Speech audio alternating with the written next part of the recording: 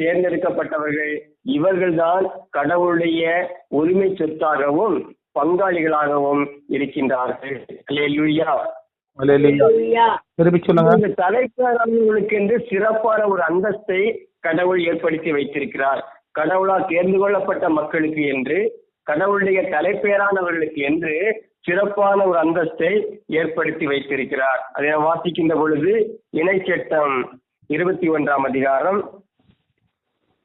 15 17 வரை இறை வார்த்தைகளில் வாசிக்கின்றோம். அந்த இறை வார்த்தை என்ற இறுதி பொருள் எழுதப்பட்டிருக்கிறது.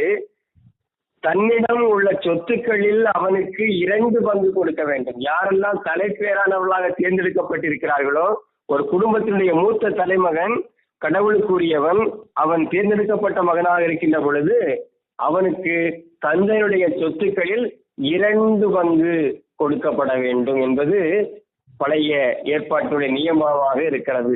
எனவே இந்த தலைப்பேரானவர்கள், சிறப்பானவர்கள், சிறப்பு மிக்கவர்கள் தந்தையினுடைய ஆசீர்வாதத்தை 2 மடங்கு, மற்ற மனிதர்கள் பெறக்கூடிய ஆசீர்வாதத்தை விட 2 மடங்கு பெறக்கூடிய ஆசீர்வதிக்கப்பட்டவர்களாக, தேர்ந்தெடுக்கப்பட்டவர்களாக இருக்கின்றார்கள்.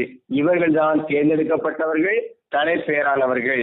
எனவே அந்த தலைப்பேரான உரிமை என்பதை ஒவ்வொருவரும் தக்க வைத்துக் கொள்ள வேண்டியது, தேர்ந்தெடுக்கப்பட்ட நிலையை தக்க வைத்துக் கொள்ள வேண்டியது அவசியமாக இருக்கின்றது.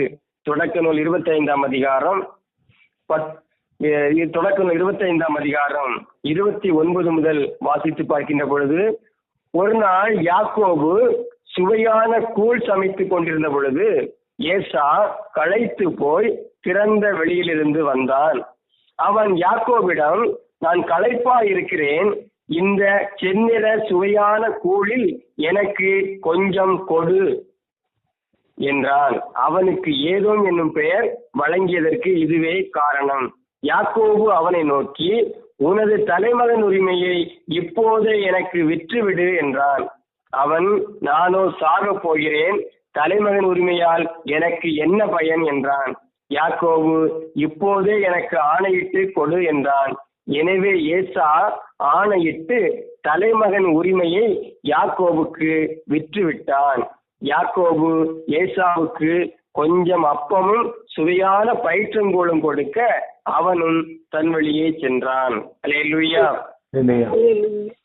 பாருங்கள், இப்பொழுது ஏசா யாக்கோபு சகோதரர்களாக வாழ்ந்து கொண்டிருக்கிறார்கள்.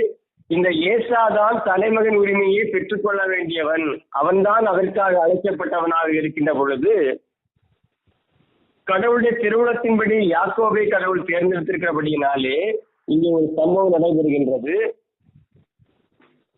சகோதரனாகிய மூத்த சகோதரன் ஏசா காட்டிற்கு சென்று வேட்டையாடி மிகவும் களைத்து போய் இல்லத்திற்கு வருகின்ற பொழுது இளையவன் யாக்கோபு சுவையான கூழை சமைத்து கொண்டிருக்கின்றார். எனவே களைப்போடு வந்த மனிதன், பசியோடு வந்த இந்த சகோதரன் தன் இளைய சகோதரனை பார்த்து கேட்கின்றான், எனக்கு கொஞ்சம் கூழ் கொடு என்று. தன் பசியோடு இருப்பதனாலே, தன் களைப்போடு இருப்பதனாலே அதை போக்கிக் கொள்வதற்காக கொஞ்சம் உணவை கேட்கின்ற பொழுது அவன் யாக்கோபு தந்திரமாக அவனை பார்த்து சொல்கிறான், நீ உன்னுடைய தலைமகன் உரிமையை எனக்கு விற்றுவிடு, அப்படியானால் உனக்கு இந்த உணவை கொடுக்கிறேன் என்று சொன்ன பொழுது அந்த மகன் தன் சரீர பலவீனத்தின் நிமித்தமாக அவன் சொல்கிறான், நானே சாக போகிற எனக்கு இந்த தலைமகன் உரிமை எதற்கு என்று நீயே வைத்துக் கொள்கின்ற அவனுக்கு ஆணையிட்டு கூறிவிட்டு அவன் கொடுத்த அந்த பயிற்றங்கூளை, சுவையான அப்பத்தையும் பயிற்றங்கூளையும் உண்டு அவன் செல்வதாக எழுதப்பட்டிருக்கிறது. பாருங்கள், அழைக்கப்பட்ட இந்த மனிதன், அவனுக்கு என்று கொடுக்கப்பட்ட உரிமை இருக்கிறது. ஆனால் அவனுடைய சூழ்நிலை, இந்த உலகத்தினுடைய சூழ்நிலை, ஒரு நெருக்கடி, துன்பம், பிரச்சனை, போராட்டம் வந்த பொழுது அந்த தலைமகன் உரிமையை விட்டு கொடுப்பதற்கு அவன் தயாராகிவிட்டான்.